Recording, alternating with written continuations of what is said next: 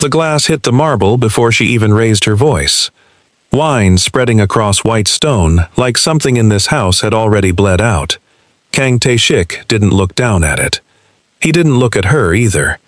His eyes were on his phone, thumb hovering over a name he'd searched 1,000 times and never once called. Tonight, he was going to call it. "Are you even listening to me?" He looked up, half a second, then back to the screen. "I heard you. Then answer me. Where were you tonight?" "Business. Flat. Rehearsed." A word he'd worn smooth from overuse. Amina stood in the doorway in a silk robe, arms crossed over 8 years of marriage and 1 son. She'd been beautiful the day they met, back when Tae-shik had nothing but ambition and borrowed money. She was still beautiful now. He just didn't look long enough to notice anymore. "Business," she repeated, tasting the lie. "The kind that leaves lipstick on your collar?" His jaw tightened. He set the phone face down and turned to her fully, for the first time all night. "Don't start. June waited 3 hours for you. His presentation. He asked for you specifically. I'll make it up to him. That's what you said last time." His phone buzzed on the counter. His eyes flicked toward it, just a flicker, and his shoulders dropped a fraction. Amina had seen that look before. Not directed at her anymore, though. Who is she? No one.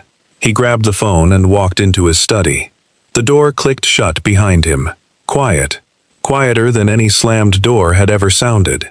She found June awake that night, curled toward the wall, pretending to sleep the way 7-year-olds do when they already know they're not fooling anyone.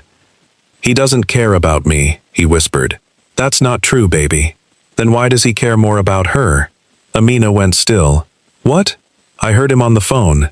He said her name. He said he'd do anything to keep her safe." June twisted the blanket in his small hands. "Who is she, Mom? Why does Dad love her more than us?"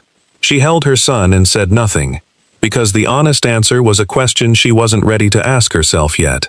In his study, Tae-shik stared at 5 words on the screen. "I need to see you. It's urgent. Ji-an, his first love. The girl who'd known him before the blood, before the empire, before he became a man who let a wine glass fall and didn't even turn around." He typed back, "Where?" "Our old place. Tomorrow night. Please. I have no one else." He should have blocked the number. Instead, he wrote, "I'll be there." The pattern repeated for 3 weeks, but it didn't just repeat, it escalated. Missed breakfast. Missed the drive to school. "You always have meetings," June said quietly, like he already knew the answer before he'd asked the question. A call to Ji-an returned before a call to his own son. Then came the recital. June's first real performance, in a little suit, at a piano he'd practiced on for a month. Ji-an called crying that someone had followed her home, and Tae-shik chose her.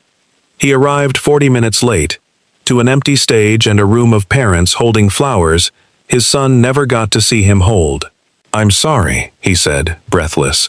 "Traffic was—" "Don't," Amina said. Ice, not anger. Anger would have meant she still expected something from him. "It's fine, Dad," June said, in a voice too calm for a 7-year-old. "I'm used to it." That sentence landed harder than anything Tae-shik had taken in his line of work. A bullet, at least, you only feel once. That night, Amina packed a suitcase with the same precision she used to build a life around a man who kept choosing someone else. "I can't compete with a memory," she said. "I can't watch June break a little more every time you pick her over him. I'm not choosing anyone." "Not choosing us is the choice, Tae-shik." He asked her for time. She told him he'd had 8 years of it. "One day you'll look for us," she said at the door, "and we won't be there. I hope you remember this moment. I hope you remember you had everything, and you let it go for a ghost. Real quick, before we keep going. I'd love to know who's actually with me on this one. Drop a comment and tell me where you're watching from, and what time it is for you right now. I read every single one, and it genuinely makes these stories better knowing who's on the other side of the screen." Okay, back to it. By morning, the rooms were empty. Clothes gone, toys gone, a single scarf left behind in the closet, still holding her perfume. The only proof they'd ever been there at all. He told himself she'd cool off. He told himself that for 2 weeks, until Jian called to thank him properly, and he sat across from her at a table that used to feel like home, and felt nothing. Not one thing. My wife left me, he said. Took my son. Is it because of, you knew I was married, you knew I had a son, and you kept calling anyway. He paid off her debt in full, slid the receipt across the table, and walked out without looking back. It was the first honest decision he'd made in months. It was also 6 months too late. Without Amina, the empire didn't wobble. It came apart at the seams she'd been quietly holding together for years. His second-in-command sold him out within the month. Territory he'd bled for changed hands in a week. The authorities, who'd circled him for years without traction, suddenly found doors left unlocked. He'd thought Amina was the soft part of his life. He learned too late that she'd been the spine. 6 months later, he sat in a penthouse that echoed instead of gleamed, and understood something simple and brutal. He hadn't lost a wife. He'd lost the only person who ever made the empire worth having. It took 8 months, and every favor he had left to find them.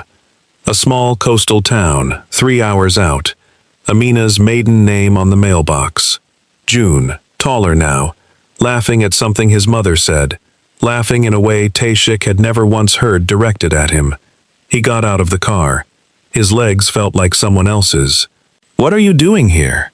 Amina's voice was steel before he said a word. "I needed to see you both." June pressed into his mother's side and looked at his father like a stranger. Like a rumor he'd heard once and hoped wasn't true. "I don't want to talk to him," June said.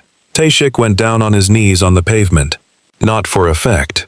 His legs simply stopped holding him up. "You were enough," he said. "You are enough. I was the one who wasn't." "Do you still love her?" June asked. "No. I haven't spoken to her in months. I thought loving someone meant remembering who you used to be with them. It doesn't. It means showing up. Your mother showed up for 8 years, and I never once said thank you for it." Amina let the silence sit before she answered. "We built a life without you, a good one. I won't gamble June's peace on a version of you I haven't seen prove itself yet.